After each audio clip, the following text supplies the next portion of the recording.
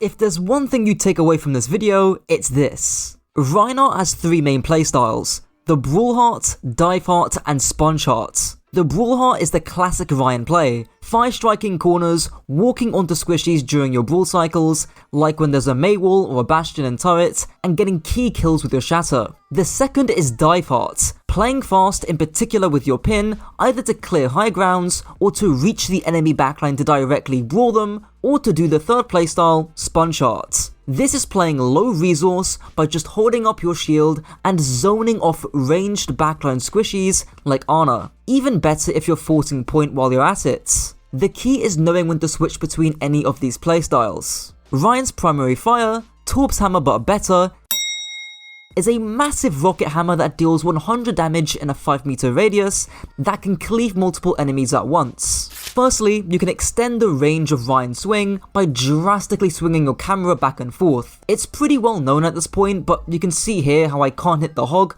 but the second I start jiggling my camera back and forth, I'm able to reach him. The second and last bit of crucial advice is target priority. More specifically, when you're playing against close range squishies like Mei, Sim, or Reaper, you need to be trying to swing onto them instead of just their tank. This advice is so important that it's not specific to Rein. In this example of a Rein vs Ram matchup, which I will talk about later, you can see the Ram from Atlanta focus down Mouthful, which forces his cryo early. You can also see Vulcan trying to do the same, but because the Mei wall on his team is just not very good, Vulcan on the Rein can't really force the Mei's cryo. Rein's first ability, Rectangle Man, is a 1600 health point barrier that decreases your movement speed by 30% and regenerates at 160 shield per second after 2 seconds of not using the shield. The simplest thing you can do watching this video is to improve your shield management. There's a good chance that if you're watching this, it's gonna be 2025 and Rein players are still gonna make this mistake. Stop using shield to block meaningless damage at the beginning of fights, because when you actually need your shield to move or rotate, you're not gonna have much of it left. Now here's 6 ways to quickly maximize shield management. Firstly, learn how to shield hop. Again, a tip as old as time, but this is done by jumping forward when you shield. Do not do this if the enemy team have one-shot heroes, and if you're doing this against heroes like Ana, make sure you do actually block their nade or sleep darts. Secondly, stop flashing your shield in front of the enemy team for no reason. It's less common nowadays, but I do still see some Reins flash their shield for their teammates, and they never let it regen. Thirdly, if you are swinging onto the enemy tank, please be wary of vital cooldowns that can shut you down entirely, and more specifically, I'm of course talking about Sleep Dart and Nade. We'll talk about this more in the playstyle section, but you can't always just rush and swing on the enemy tank if there's cooldowns like Nade or Discord that just melt you. The penultimate tip, which admittedly is quite niche, you can block healing or certain ultimates from landing with just your shield. So for example, if you shatter someone and the enemy Lucio beats, you can put your shield between the Lucio and the target that you shattered so they don't get the beats. Lastly, do note that you can block infinite amounts of burst damage even if your shield is 1 HP. Good for blocking burst damage ultimates like Diva Bomb, Junkrat Tire, or even High Noon. Rein's second ability, Hellboy, is a flaming projectile that Reinhardt tosses in a straight line, piercing enemies, dealing 120 damage. He's got 2 charges of his Firestrike, each on a 6-second cooldown. Thankfully, Firestrike is relatively straightforward. In the majority of cases, just Firestrike around corners, because corners are the hotspots of the map, meaning that's where most players are playing around. The best part, you don't need mechanical skill to aim at a corner. And of course, you also want to try to cast your Firestrike before turning a corner, then you toss it after the cast time is finished in order to minimize how much your hitbox shows. You can also do that Firestrike swing combo, which has been talked about for eternity. One massive tip with Firestrike is actually knowing when not to use it. For example, if you know the enemy Reinhardt has Shatter, don't Firestrike in front of him unless he's super low. It's just not worth the damage in 99% of cases. Another case is when you don't have armor. It's a good general principle that if you don't have armor, you shouldn't Firestrike because you won't be able to pull up your shield in time and you'll take a ton of damage, if not die. The key thing here though is about aggression. Of course you can Firestrike on low HP if you're not tanking any aggression, but chances are if you're already low, you're going to be tanking a lot of aggression. Lastly, I want to talk about Firestrike Gaps. Essentially, these are super tight narrow angles that allow you to get really good fire strikes onto spawn or past corners. You're seeing some examples in the background that I use personally in my games, but you could definitely go further than this. Rein's third ability, Kamikaze, makes him charge in a straight line for 50 meters, in which he can carry an enemy into a wall. If he does, he deals 300 damage, whereas if he bumps someone during his pin, it's gonna do 50. You can also cancel your pin at any time. Now, on a very basic level, a safe usage of pin is usually one with short distance and one that minimizes exposure to the enemy team. There's not much to say here on this basic level because the next level gets quite a bit more complex, so bear with me. Let's say a tank goes onto your backline. It could be a Winston jumping in, or it could be an Orisa spear spinning on your backline. There's 4 options you have. Option 1, pin the enemy tank. We'll call this peel pins for now, and it links to the Brawlhardt Playstyle that I mentioned later on. Pin or swing on the enemy backline. We'll call this trade pins, and it links to the Divehardt Playstyle. Option 3, no pin, just shield off the backline. We'll call this no pin, and it links to the Spongehardt Playstyle. Option 4, have a mixture. For example, doing either option 1 or 2, then moving to option 3. This is a very difficult and contextual question to answer, and you might not think that this is important, but I guarantee you that this question gets raised multiple times in every single one of your games,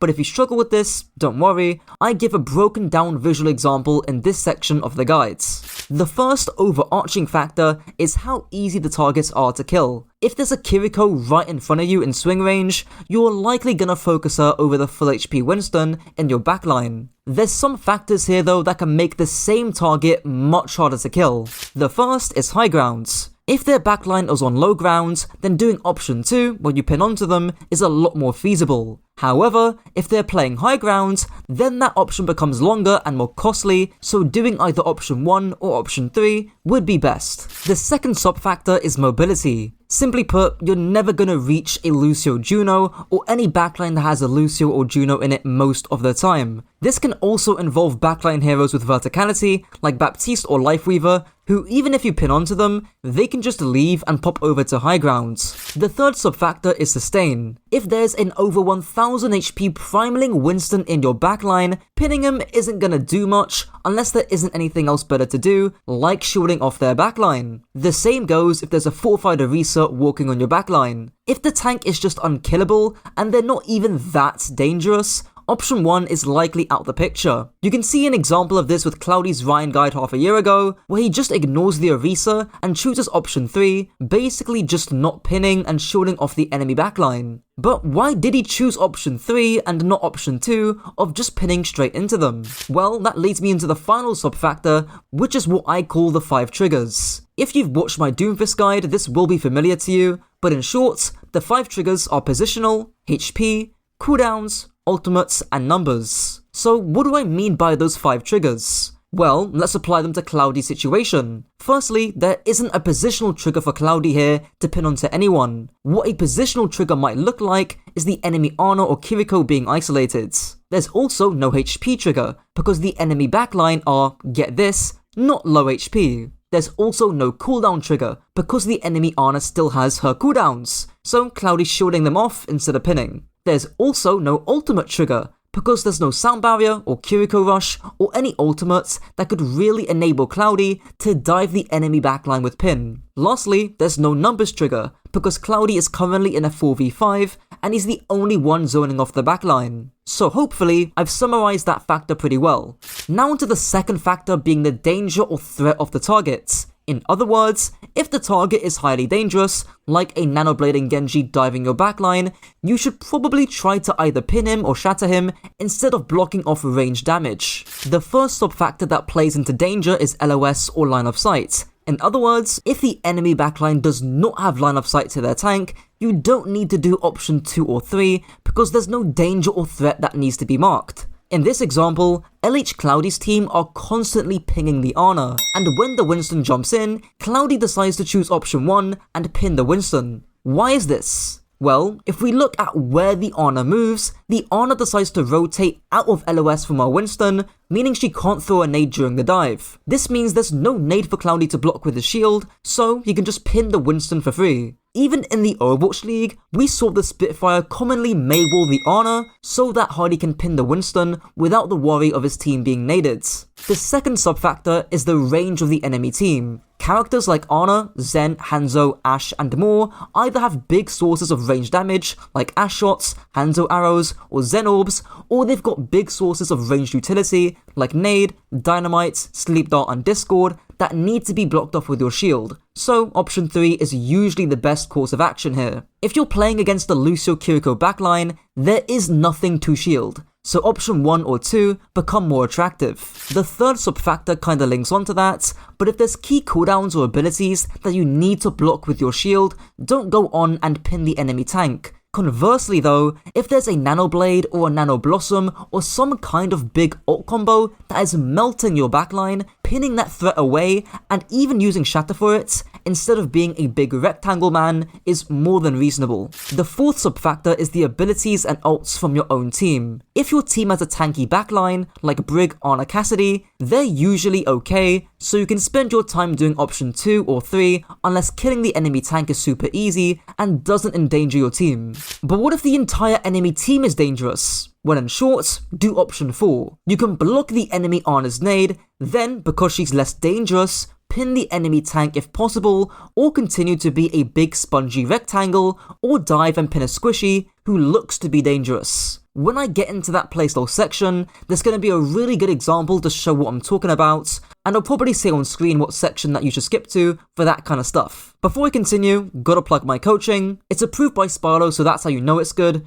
Check it out in the top link in the description. Rein's ultimate, Earthquake, makes Rein slam his hammer into the ground, taking half a second to cast, travelling up to 25 meters, and dealing 50 damage with a 3-second stun. If an enemy is hit in the epicenter of Shatter, you get a 150 damage bonus. The old Shatter section in my Rein guide was pretty big and bloated, so I'm gonna keep it simple. 9 times out of 10, you'll be looking to shatter 1 or maybe 2 targets that can hopefully lead into a kill. Usually, they'll be overextending targets, or targets that are completely oblivious to your shatter, but the bottom line is that if you shatter them, it should hopefully lead to a free kill, or you force out some big support cooldown like Lamp or Life Grip.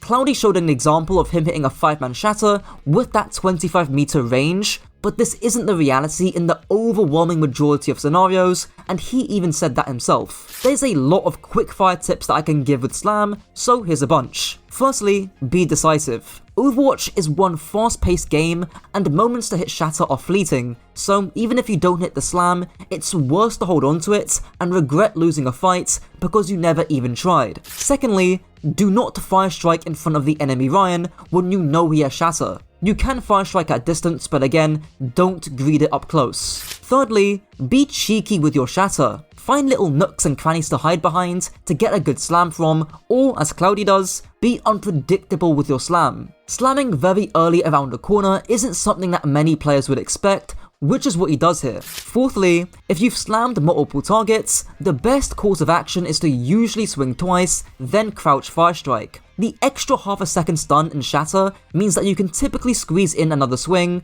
and the crouch makes sure that you can hit multiple targets who might be laying down. If you need to get an insta-kill though, pinning is just fine, and even better, if you pin someone at the end of your Shatter duration, i.e. when they're about to come up off the ground, you'll get ult charge for that pin. Fifthly, track cooldowns before slam. Zarya Bubble, Fortify, Fade abilities, and sometimes some other CC can block or interrupt your slam. Penultimately, Shatter does travel underneath the payloads. Use this to your advantage. And lastly, play fast with your Shatter when you're down ultimates. This is pretty advanced and gets into the realm of ult tracking and macro, but this can literally swing fights, So here's a textbook example for myself, explaining this for my tab video. The point being is that they're gonna get 5 ultimates, we're gonna get 3, and if I just stand still on point and let them come at us, we're going to lose, because they've got more ultimates. Knowing that, I decided to take matters into my own hands, and to try and play fast with Shatter. Now, micro-wise, I should have been playing closer to this corner to be able to get that Shatter around the corner, and for the epicenter of my Shatter to actually hit the target, so I get that one shot. I think I was just a bit scared of taking too much damage early on, but the point being here is, when I see the Cassidy, I walk forward, and I shatter around the corner like that. I don't really get it on the sensor, again, could have been better micro-wise, but I do catch that Kiriko, and I do the swing Firestrike combo, and I get that kill. Now, you can't see my HP in the bottom left, but I am very low, I get down to like 38 HP there. You could make an argument that if I'm higher elo, this play doesn't work, and I think that's fair, but again, that's to do with micro. I think the actual plan of what I did, the macro stuff there, perfectly fine. Now into the playstyle, positional, and compositional section of the guides. I'm gonna glance over positioning very quickly, because it's heavily based on your playstyle anyways, but please do the basics of sticking to walls and corners, and not standing out in open space, unless you're moving or rotating. Now beginning with the 3 playstyles. This was heavily mentioned in the pin section, and was inspired by Lhcloudy, but I think I've made some slight improvements. The first playstyle is Brawlhardt. This can be one of 2 things. Either the typical brawl mirror, where you're looking to walk and swing during your maze wall cycle, or you're looking to play the long fight and brawl with your sim. If you're not in a brawl mirror, this can just refer to walking up and swinging on the enemy tank, especially in dive when they've already dove and they're gonna be on the back foot. The second playstyle is Divehardt. You might already be familiar with the term Divehardt from infamous Rein players like Anton Coco. It can be funny to look at these clips and wonder why or how he's able to get away with these seemingly ridiculous pins, and that's what this playstyle revolves around. But in almost every clip he uses, he's got one if not more of those triggers that I mentioned beforehand. He'll dive backlines that don't have much CC to stop him, he'll pin isolated targets, he'll shatter isolated targets, and he'll often do this playstyle late into the fight when things become a bit chaotic. There's also a bit of extra macro here related to the Divehardt playstyle, which is using pin to clear high grounds. I know Dorado's getting a rework, so it's gonna be less relevant, but it would be very common to pin across high grounds to clear them, because you would often get shot from high ground if you didn't, and it'd be very difficult for your own team to take high grounds. But when is it not good to clear high grounds? Well, to put it very simply, if your team can do it without your help. In this example, Lhcloudy doesn't clear the high ground, and instead, he chooses to force carts, which I'll talk about later. But why? Surely he should just pin up the high ground and clear the Winston for his team. Well, he doesn't need to, because the Juno Bap on his team both have the range and the mobility to poke out the Winston, so it's a waste of time. To give a ranked example, Lhcloudy gives one himself in his own Reinhardt guide, where because his team have the mobility and range to do so, he can just force the point without having to clear high grounds. Now onto the last playstyle, being Spongehardt. You can also call this Pokeheart if you like, or being a big rectangle man. This is where you play slow, demand little healing from your supports, because you'll just be holding your shield and hopefully zoning off those squishy heroes from distance. Now we've already talked in detail about when to do this playstyle in the pin section, because you're not pinning here. But what I didn't talk about is forcing points, which can be incredibly strong on Reinhardt. To give a great example, here, Lhcloudy pins on the point, while the Winston jumps his backline, and he's just holding up his shield while he forces the carts. Now why is this so strong? Well, it forces the enemy team to make a move, or specifically, it forces them to look at Lhcloudy and pay attention to him, because if they don't, they'll just C9 the points. Now why isn't he pinning straight onto backline? That also forces them to make a move, and it also forces them to pay attention to Lhcloudy. Well, he hasn't got a trigger. He's basically got no armor, he's got no cooldown trigger, he's got no numbers trigger because his backline are occupied with the Winston, and he's got no ultimate trigger. Only later into the fight, when he's got a clear numbers trigger or advantage, alongside a cooldown and HP advantage, does he start walking on the backline. And this leads me on to the final bit about playstyle, which is switching between them. Even Anton Coco, a Rein player who's often just seen as a massive meme, does this. In this example, he does that Spongehardt playstyle temporarily, holding up his shield, and only when he sees the trigger of an isolated Ana does he shatter the Ana and get the kill. He's not just blindly pinning the Ana and getting slept or naded.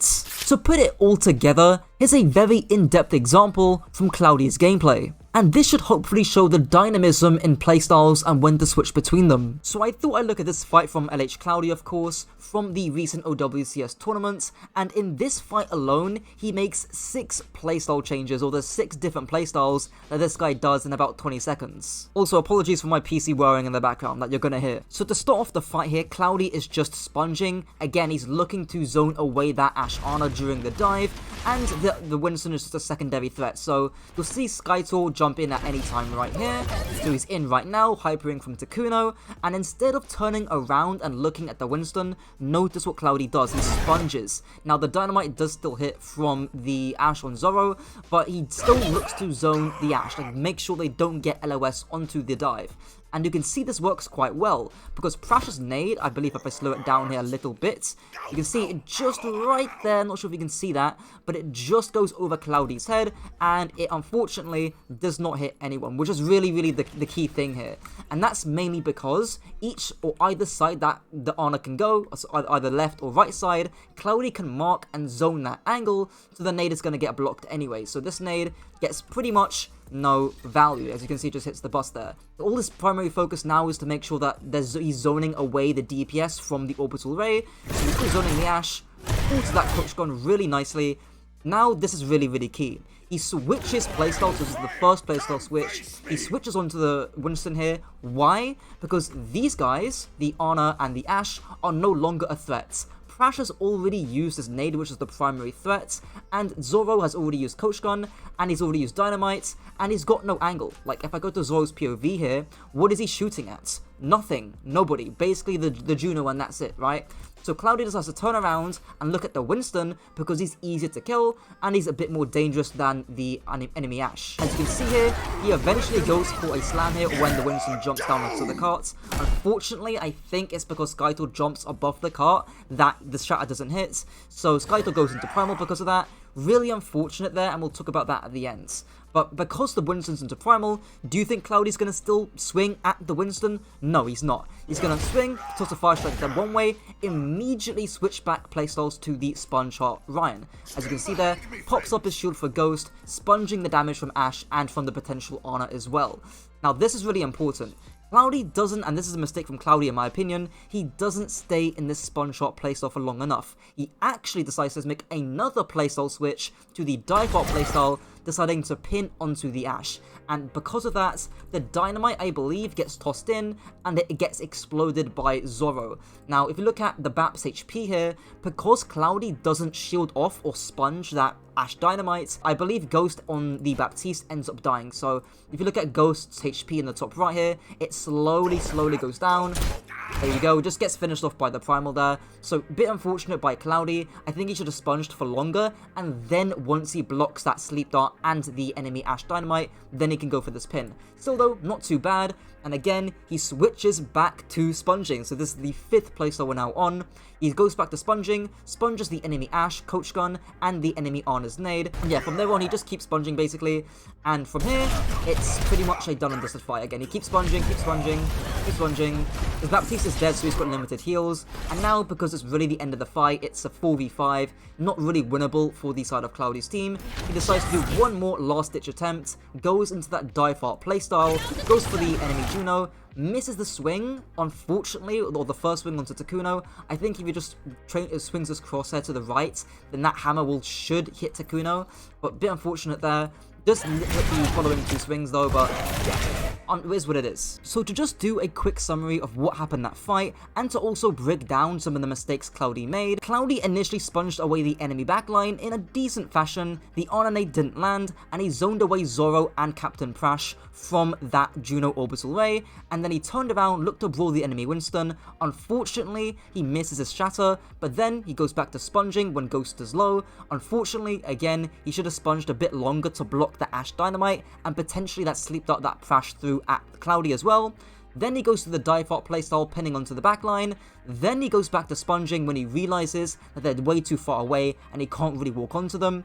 then he goes back to diving at the very end, when the fight's basically over and he's just looking for a trade. I think the useful thing when breaking down fights into this sort of format is that you can see specifically where the mistakes are made in each of those playstyles, right? Like, you can see that Lhcloudy made a mistake in the Sponge playstyle at number 2, and stage 3 as well, in terms of sponging for longer. So, if you want to use this for your games, I think it's going to be quite useful. Finally, the last bit of this guide, tank matchups. Rein Vs DVa. The key to this is paying attention to what DVa is doing with her boosters. If she's using boosters to go to a certain angle, that leaves her backline vulnerable to be dove or to be zoned and sponged. And of course, on linear maps like Lijiang, you're more than able to just outbrawl her. Rein vs Doom. Doom is almost always going to be looking to avoid you. He'll be trying to abuse his mobility by playing around you and most likely going on your backline squishies. In which case, apply the advice from the pin section and you should be just fine. Rein vs Queen. A lot of the time, you're actually going to be sponging the Queen from distance because she really struggles at traversing an open space due to her lack of a shield. It's something I talked about in my Brawl guide. Of course, if you're playing a Rein main comp and you can just steamroll her, by all means, do that first playstyle. Rein vs Mauga. Holy sponge. The advice I just gave to Queen applies here, but even more so. The example I always love giving is when Hardy played against Mauga on Lijiang and he sponged a ton, forcing the Mauga to walk through tedious amounts of open space, which forces his cardiac overdrive early, allowing Hardy to brawl later into the fights. Again, changing playstyle from Spongehardt to Brawlhardt. Rein vs Orisa. Again, unfortunately, you're gonna have to keep sponging. Either sponging the Orisa specifically from distance, or sponging her backline. Brawling isn't really an option unless she's got no cooldowns and you have a massive advantage. Rein vs Ram. I'm gonna keep this one simple. Ram beats you in neutrals, since his punches have got more range and they go through your shield. However, when Ram doesn't have his form, that's when you can outbrawl him, but more importantly, pay attention to his nemesis form. Even though it's 8 seconds long, it's more like 5 to 6, because Ram players will usually play less aggressive towards the end of their form. You also beat Ram in terms of the ult game, because you can completely shut down his annihilation, so keep all that in mind when fighting Ram. Rein vs Hog. You can pretty easily outbrawl the guy on paper, and if the Hog has any sense, he's gonna avoid you to try and sneak some hooks past your shield, in which case, the latter two playstyles will be needed.